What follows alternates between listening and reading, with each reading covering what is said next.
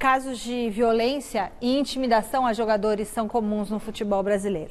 Em 2016, por exemplo, o CT do São Paulo foi invadido por dezenas de pessoas que ameaçaram e agrediram atletas. E o que o tricolor conquistou depois disso? Absolutamente nada. Agora a bola da vez é o Corinthians, que já tem um longo histórico de atos deploráveis contra os atletas. Veja na reportagem de Thiago Salazar. Pressão, correria, intimidação. O elenco do Corinthians viveu momentos de pânico no último domingo no aeroporto de Guarulhos. Se esses caras não melhorar, nós vamos embaçar na vida deles todo jogo, todo jogo. No Corinthians ser sempre é cobrado, agora ser pressionado, ser intimidado, ser ameaçado, isso não faz parte da torcida do Corinthians, infelizmente. Fazia já anos que não acontecia isso. Para falar a verdade, foi uma emboscada. E não parou por aí.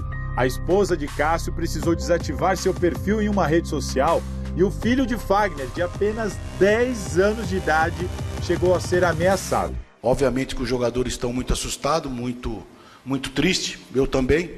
O pior de tudo, talvez não seja nem o dia e sim posterior, as redes sociais ficam ameaçando familiares e os próprios jogadores, muitas vezes funk, mas é ridículo.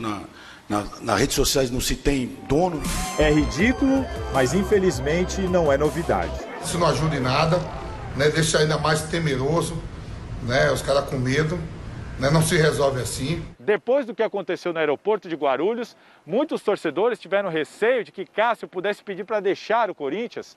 Afinal, em 2000, a torcida também não perdoou os principais jogadores do time e muitos deles acabaram negociados. O time acabou sendo desfeito, foi para Inter de Milão, o Ricon foi para o Santos, o Edilson para o Flamengo.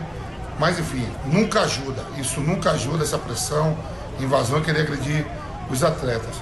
E, principalmente, né, o Cássio, que é ídolo, conquistou tudo com a camisa do Corinthians, e o próprio Fagner, né? O Fagner com a família. Em 2006, outra eliminação corintiana na Libertadores, por pouco não terminou em tragédia. Os torcedores paravam a gente no farol, batia no vidro, cobrando, né? Na própria saída mesmo do treinamento. Aquele episódio aqui no belo estádio do Pacaembu foi tão grave que depois daquilo a diretoria do Corinthians colocou o time para treinar fora do estado de São Paulo, tudo para evitar o contato com os torcedores do clube. Naquela oportunidade, o Corinthians perdeu Carlitos Teves. Em 2011, foi a vez de Ronaldo e Roberto Carlos serem alvos do fanatismo descontrolado e optarem por outro caminho. 3 anos depois, cerca de 100 torcedores invadiram o CT do Corinthians. À época, o então presidente Mário Gobi chegou a dizer que Paulo Guerreiro foi esganado por um deles.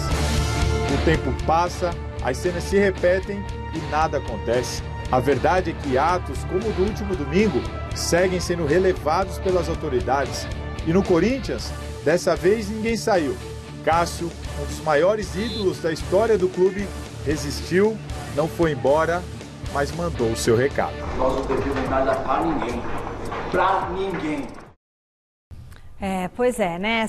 Mas eu acho que com a vitória do Corinthians sobre o Bahia deu uma tranquilizada na situação. Teve até um telespectador aqui que mandou uma mensagem para mim no Instagram e ele fala que ele concorda com o Flávio porque os torcedores que foram lá, eles não tinham, ele não conseguiu identificar, e eu também depois não identifiquei, a roupa da torcida organizada.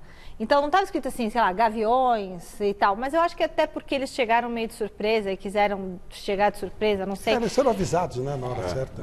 E aí também concordaram com essa questão, né, de como eles sabiam exatamente que horas, né, que ia chegar, né, então... Bom, basicamente é o seguinte, mas não resolve, eu acho que isso não resolve. De tanto conversar com os jogadores e tal, é o seguinte, cada vez mais, o cara ele vai cada vez mais querer cair fora. E também o Corinthians vai ter mais dificuldade de contratar os jogadores. Cada vez mais os jovens vão querer jogar lá fora e não jogar aqui. Porque eles sabem que esse tipo de coisa vai continuar acontecendo, não acontece nada. Não tem nada, não acontece nada. A posição do Andrés foi muito tímida, ele parecia que estava com medo dos caras, e talvez tivesse mesmo.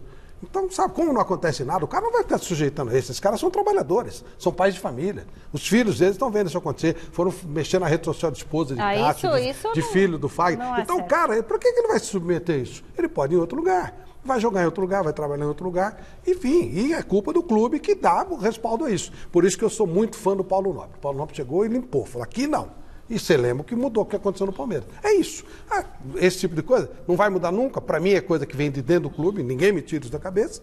E acabou, esses caras convivem no dia a dia. Você vai ter que dar satisfação para esse tipo de cara? Não vai dar satisfação nenhuma. Então os caras, cada vez mais, eles vão afastar os jogadores. Pode ter certeza que na primeira oportunidade os caras caem fora do Corinthians. E penso assim, né, que isso não é uma exclusividade do Corinthians. Então, se você está pensando... E também não é... E também aconteceu recentemente, acho que foi no Sport, não foi no Sport, teve uma confusão, foi Sport lá em Portugal, não mas foi? Mas foi com o presidente, foi um Mas rolo, enfim, né? Não, o alvo foi o presidente, mas não é uma exclusividade do Corinthians. Aliás, domingo no Mesa Redonda, a gente preparou uma reportagem, um material muito especial, falando de aspecto emocional, falando sobre ser ou não ser caso de polícia, sobre redes sociais e mostrando que, repito, não é uma exclusividade de pequenos grupos de corintianos. Não é? Porque você conversando com a maioria dos corintianos aqui, ninguém em nenhum momento, né, culpou o Cássio, é contra o Cássio ou o Fagner. Porque todo mundo sabe quem é corintiano de verdade, sabe o que o Cássio representa no clube. Não dá para entender, por exemplo, com o Cássio aconteceu o que aconteceu.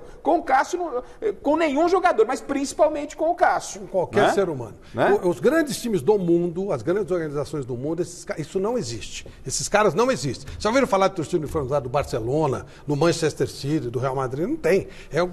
As coisas são feitas pela torcida. Você chega no estádio, se você for um estrangeiro, você participa dos mosaicos e tal. Não tem esse negócio de grupelhos, privilegiados, nada disso. Isso não ajuda em nada. Ao contrário, só afasta famílias, essa coisa toda. Então, isso é uma das coisas que o Brasil precisa se civilizar se quiser ser um futebol de ponta novamente.